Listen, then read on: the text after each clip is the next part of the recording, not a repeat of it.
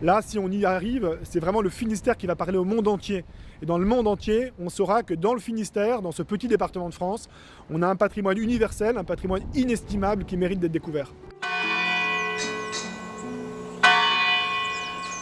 Le département du Finistère veut inscrire les enclos paroissiaux au patrimoine mondial de l'UNESCO. Mais est-ce que vous savez vraiment ce qu'est un enclos paroissial ? Bah c'est simple, c'est une église. Oui, mais en un peu plus stylé. Comme leur nom l'indique, c'est un espace clos par un mur de pierre, à l'intérieur duquel on retrouve au moins 5 éléments. Une église bien sûr, avec son grand porche, mais aussi une porte triomphale, un ossuaire et un calvaire. Le tout est rempli de sculptures et l'intérieur est richement décoré. Leur histoire remonte au XVIe et XVIIe siècle.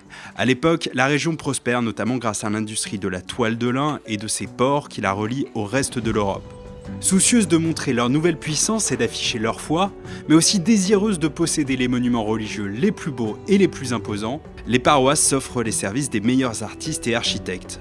Et c'est comme ça que de petites villes se retrouvent avec des monuments exceptionnels.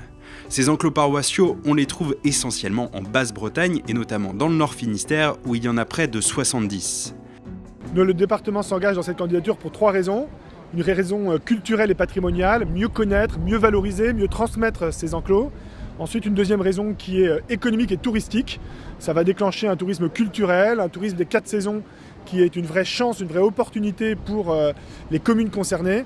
Et puis enfin, c'est peut-être le plus important, c'est aussi parce que le Finistère, la Bretagne, n'ont pas aujourd'hui de biens inscrits au patrimoine mondial, en dépit de leur histoire et de leur culture magnifique. Et on est là pour réparer cette injustice. Mais bon, le chemin est encore long avant qu'il ne soit classé par l'UNESCO. La France ne peut présenter qu'une candidature par an et il y a de la concurrence.